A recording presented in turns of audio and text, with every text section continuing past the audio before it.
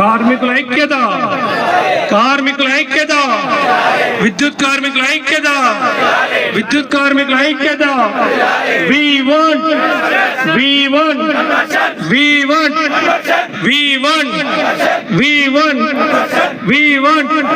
విద్యుత్ కార్మికుల ఐక్యత, విద్యుత్ కార్మికుల ఐక్యత.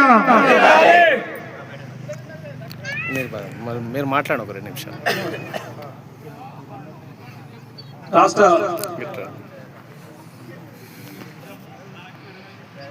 రాష్ట్ర జేఏసీ పిలుపు మేరకు ఈరోజు నిరవధిక సమ్మె 3వ రోజు కొనసాగుతుంది. ఈ సమ్మె ఎందుకనగా గత ప్రభుత్వం మమ్మల్ని ఆర్టిజన్లుగా మాత్రమే గుర్తించి పూర్తి స్థాయిలో మమ్మల్ని రెగ్యులర్ చేయలేదు.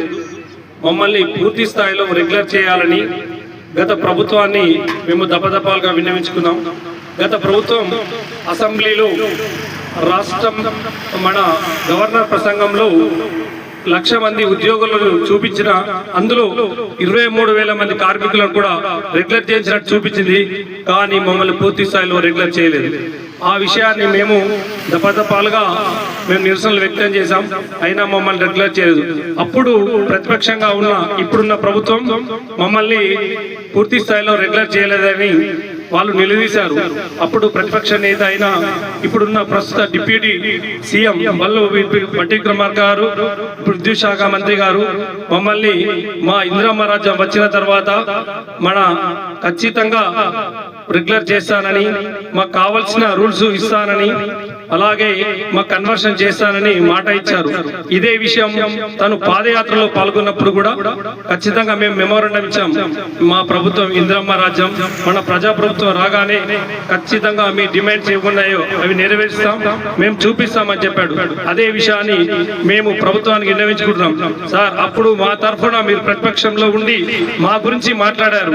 ఇప్పుడు మన ప్రభుత్వం వచ్చింది, అదే చెప్తున్నాం. సార్, దయచేసి మన ప్రభుత్వం వచ్చింది కాబట్టి మన ప్రభుత్వంలో మా డిమాండ్స్ నెరవేరుస్తారని అనుకుంటున్నాం.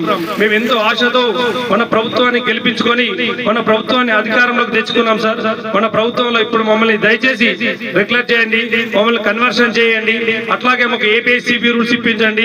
అలాగే మిగిలిపోయిన ఆర్టిజన్స్ కానీ అన్మ్యాన్డ్ కార్మికులు 1600 మంది ఎస్పీడీసీఎల్ లో మిగిలిపోయారు, ఎస్పీడీసీఎల్ లో ఆర్టిజన్ గా అయ్యారు. వారిని కూడా మీరు గుర్తిస్తామని ఆర్టిజన్ గా చెప్పారు. దయచేసి మా అందరి 23,000 కుటుంబాల జీవితాల్లో వెలుగు నింపుతారని మనస్ఫూర్తిగా ఆశిస్తున్నాం. సార్, మన ఇందిరమ్మ రాజ్యంలో ఖచ్చితంగా వెలుగు నింపుతారని ఆశిస్తున్నాం. సార్